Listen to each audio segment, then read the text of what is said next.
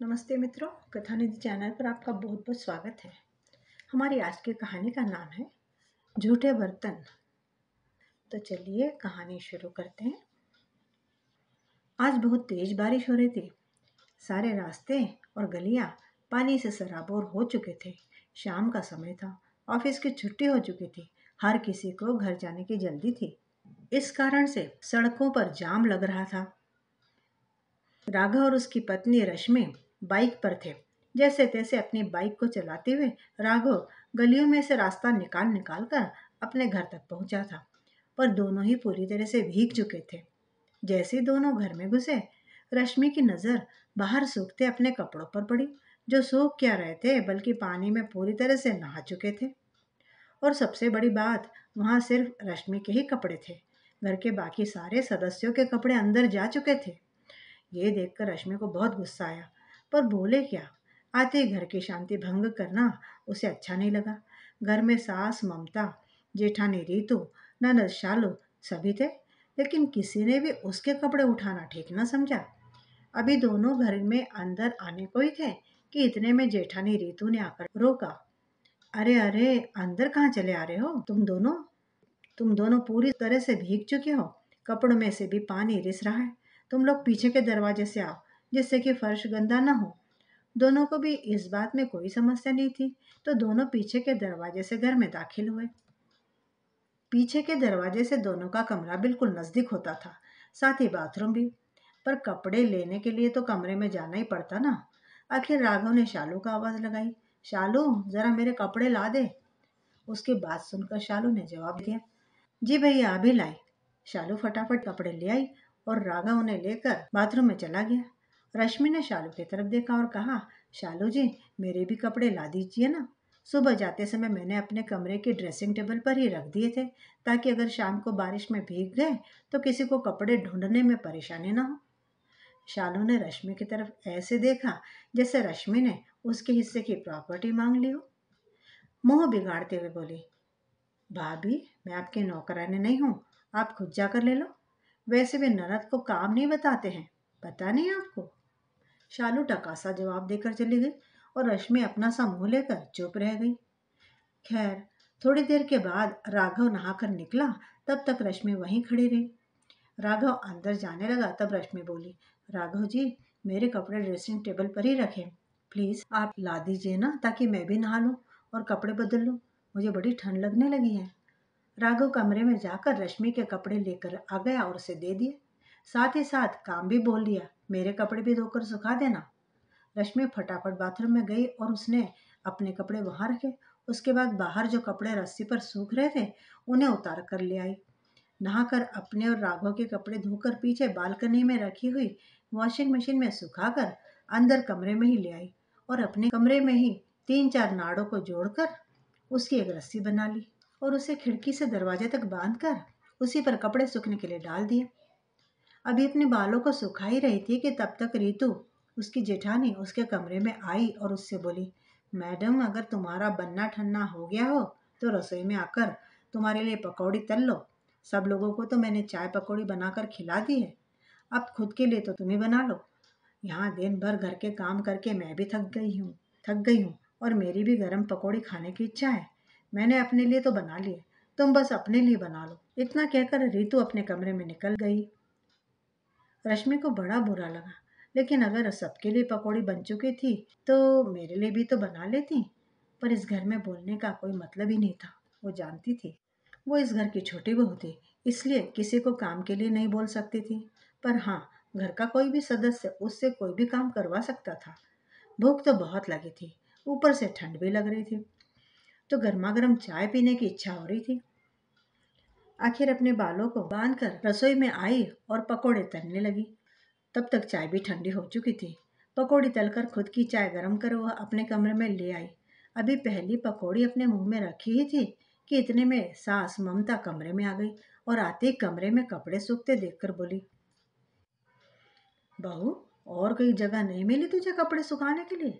यहाँ कमरे में कपड़े फैला रखे हैं और किससे पूछकर वॉशिंग मशीन इस्तेमाल कर ली तूने? पता है ना इस बार बिजली का बिल कितना आया है? पर तुझे क्या, तुझे तो ऐशो आराम की जिंदगी जीने की आदत बन गई है। बना बनाया सब कुछ मिल जाता है, आराम से बाहर घूम फिर कर आ जाती है। अब फटाफट से चाय नाश्ता खत्म कर और खाने की तैयारी कर। शाम के खाने की शाम के खाने की और रसोई की तेरी जिम्मेदारी है, याद है ना? कहकर ममता जितनी तेजी से कमरे में आई थी उतनी ही तेजी से निकल भी गई। ऐशो आराम यह शब्द अभी भी उसके कानों में गूंज रहे थे। क्या सचमुच उसकी जिंदगी ऐशो आराम की जिंदगी थी? इतने ऐशो आराम की जिंदगी की तो उसने कभी उम्मीद ही नहीं की थी। सुबह 5 बजे से काम में लगी होती है, रात 11 बजे तक फ्री होती है वह। क्या इसे ही ऐशो आराम कहते हैं? सिर्फ इसलिए कि वह छोटी बहू थी। घर की बड़ी बहू को तो ये लोग काम में मदद भी कर देते थे, और तो और वो दिन में फिर भी आराम कर लेती थी। पर उसे आराम कहाँ था, क्योंकि वो तो जॉब भी करती थी, और उस जॉब के लिए भी कहा जाता था कि अपने लिए तो करती है, हमारे लिए थोड़ी ना। जबकि वो भी घर में बराबर से खर्चा करती थी। ससुर थे नहीं, घर में सास, जेठ जेठानी, राघव, रश्मि और शालू ही थे। शालू की अभी पढ़ाई चल रही थी, सो उसकी पढ़ाई का खर्चा, साथ ही उसकी शादी के लिए भी पैसे इकट्ठे करने थे। 7 महीने पहले ही तो दोनों भाइयों की शादी हुई है। जेठानी और उसकी शादी में सिर्फ 1 ही महीने का अंतर था। अभी तो उसका भी कर्जा नहीं चुका था, ऊपर से घर का खर्च, सास की दवाइयाँ आदि। दोनों भाइयों पर इतना बोझ देखकर रश्मि ने जॉब करना सोच लिया, जबकि बड़ी बहू ने घर संभालना। लेकिन फिर भी रश्मि की मेहनत को कुछ भी नहीं माना जाता। रश्मि के किसी भी काम में कोई हाथ नहीं बटाता, क्योंकि वो छोटी थी। उसका काम करने में सबको बेइज्जती महसूस होती थी। यहाँ तक कि अगर उसके झूठे बर्तन रखे होते थे सिंक में, तो कोई भी उसे धोना पसंद नहीं करता था, क्योंकि उन लोगों का मानना था कि उन लोगों का पद बड़ा है, तो छोटी बहू के बर्तन वो लोग क्यों धोएंगे। कई बार सुबह जल्दबाजी में अपने झूठे बर्तन वह छोड़ जाती थी, तो आकर उसे ही धोने पड़ते थे। तब तक वह झूठे बर्तन यूं ही सिंक में पड़े सड़ते रहा करते। इस दोहरी माँ से रश्मि तो परेशान हो चुकी थी। घर के काम के साथ ही जॉब मैनेज करना बड़ा मुश्किल हो रहा था उसके लिए। राघव से कहती तो एक ही जवाब मिलता, और भी औरतें जॉब के साथ घर संभालती हैं, तुम कुछ अलग तो नहीं करती हो। तुम्हें तो खुश होना चाहिए कि इस घर में तुम्हें कम से कम इतना सपोर्ट तो लोग करते हैं, वरना बहुत सी औरतें अकेले ही सब कुछ करती हैं। उसकी बात सुनकर वो अपना सा मुंह लेकर रह जाती। वो चाहती थी कि एक मेड लगा ले घर के काम के लिए, लेकिन वो अपनी मर्जी से ये नहीं कर सकती थी। एक बार उसने मेड लगाई थी, लेकिन घर की बाकी तीनों औरतों ने उसे इतना परेशान किया कि वह मेड 1 घंटे में ही हाथ जोड़कर चली गई। ऊपर से आए दिन सुनाए जाने वाले ताने, अब तो उसके बर्दाश्त की सीमा खत्म होने लगी थी। आखिर रश्मि उठकर रसोई में खाने की तैयारी करने गई, लेकिन ये क्या, गंदे बर्तनों का तो अंबार लगा हुआ था। कुछ देर तो वही ठिठक कर उन बर्तनों को देखती रही। फिर सोचा कि करना तो उसे ही है, तो पहले बर्तन धोने लगी। बर्तन धुल जाने के बाद खाना तैयार किया। तब तक जेठानी रीतु उठकर आई और उसने सबको खाना परोस दिया और खुद भी खाना खाने के लिए बैठ गई। सबके खाना खाने के बाद रश्मि ने पहले रसोई साफ की, सारा सामान समेटा, दोबारा सारे बर्तन धो दिए और फिर अपना खाना लेकर अपने कमरे में आ गई। देखती क्या है, राघव सो चुका था। उसे चैन से सोता देखकर एक पल के लिए मन में ख्याल आया, कम से कम मुझसे ज्यादा अच्छी जिंदगी तो राघव की है। बस बाहर जाकर कमा कर लाओ और घर में पका पकाया सब कुछ मिल जाता है। हम औरतों ने तो खुद ही अपने पैरों पर कुल्हाड़ी मार ली है, दोहरी जिम्मेदारी तले दबे जा रहे हैं। पहला निवाला मुंह में डालते ही आंखों में आंसू झिलमिलाए। आखिर ऐसी जिंदगी की तो उसने कभी कल्पना भी नहीं की थी। खैर, कुछ सोचकर रश्मि ने अपना खाना खाया और बर्तन ले जाकर उन्हें धोकर रख दिए। वापस आकर अपने कमरे में सो गई। दूसरे दिन सुबह उठी और नियमित रूप से घर के काम करने लगी। सब लोग नाश्ता कर रहे थे। उसके ऑफिस जाने का वक्त तो होने लगा था, लेकिन अभी तक वो तैयार नहीं हुई थी, बल्कि उस समय वो अखबार लेकर पढ़ने बैठ गई थी। ये देखकर राघव बोला, अरे रश्मि, जल्दी से तैयार हो जा, नहीं तो तुम्हारे कारण मैं भी लेट हो जाऊंगा। अरे इसे कहाँ बोल रहा है, सब कुछ इसे बैठे बैठाए तो मिल जाता है। वो भला क्या ध्यान देगी कि पति को ऑफिस को लेट हो रहा है या नहीं। उसके बोलने से पहले ही ममता बोल पड़ी। शालू ने भी बहती गंगा में हाथ धो लिए। अरे भाभी की तो ऐश ही ऐश है, बाहर घूम फिर कर भी आ जाती है और घर में भी काम नहीं करना पड़ता। उसकी बात सुनकर रीतू हंस दी।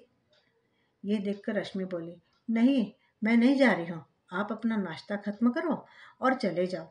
क्यों, तुम्हारी तबीयत खराब है क्या? बेवजह छुट्टी क्यों कर रही हो? राघव ने एक साथ 3 सवाल दाग दिए। नहीं नहीं राघव जी, मैंने जॉब छोड़ने का फैसला कर लिया है। रश्मि के कहते ही सबके हाथ अपनी जगह की जगह पर रुक गए और राघव ने पूछा, क्यों? जॉब क्यों छोड़ रही हो? वो क्या है ना राघव जी, मैं इतने ऐशो आराम अफोर्ड नहीं कर पाई हूँ, इसलिए। रश्मि ने मुस्कुराते हुए जवाब दिया। अब तक 3 लोगों की तनख्वाह घर में आती थी, लेकिन अब 2 ही लोगों की आएगी। अचानक सारे खर्चे दिमाग में घूमने लगे। तब ममता बोली, बहू, तुमने अचानक ये फैसला कैसे ले लिया और क्यों ले लिया? भला कोई सुविधाओं को छोड़कर कैसे रह सकता है? रश्मि ने मुस्कुराते हुए ममता जी की तरफ देखा और बोली, कौन सी सुविधाएं मां जी? वो सब सुविधाएं तो आप लोगों के लिए है, मेरे लिए तो कुछ भी नहीं है। वॉशिंग मशीन में पूरे घर के कपड़े धुल सकते हैं, सूख सकते हैं, सिवाय मुझे छोड़कर, क्योंकि बिजली का बिल आता है। अगर किसी काम के लिए किसी को कह दूं तो फट से कह दिया जाता है कि हम तुम्हारी नौकरानी थोड़ी ना है। बाहर बारिश में सबके कपड़े उठाकर अंदर आ जाएंगे, पर मेरे कपड़ों को तो कोई हाथ भी नहीं लगाएगा। दिन में आप लोग तो आराम कर लेती हैं, पर मैं तो सुबह 5 बजे की उठी हुई रहती हूँ और रात तक काम में लगी रहती हूँ। उसे ही आप ऐशा आराम और सुविधा कहते हो?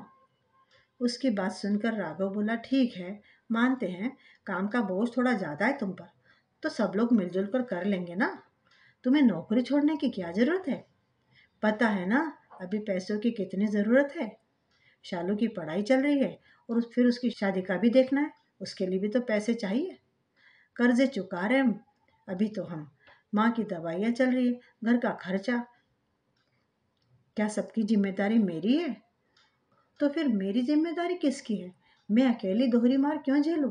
जब आप लोग मुझे सपोर्ट नहीं कर सकते तो मुझसे उम्मीद क्यों कर रहे हो? और कोई आप अकेले अनोखे थोड़ी ना है जो घर का खर्च उठा रहे हैं।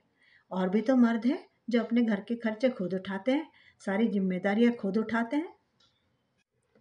अरे आपको तो फिर भी बहुत सपोर्ट मिलता है कि आप दोनों भाई मिलकर कमाते हो। अपनी कही बातों को अपने ऊपर आते देखकर राघव चुप हो गया। किसी से कुछ कहते भी नहीं बना। रश्मि तो वैसे भी सबके लिए बुरी थी और बुरी बन गई, पर आती हुई लक्ष्मी को घर में कौन मना करे, इसलिए ममता अब मेड लगाने को तैयार हो गई। यहाँ तक कि शाम के खाने में भी अब रश्मि के साथ सास और जेठानी मदद करने लगी। अब तो शालू भी थोड़ा मुंह संभाल कर ही बात करती और दोनों भाभीियों के साथ में थोड़ा हाथ बटाने के लिए उसकी माँ उसे भी कहा करती।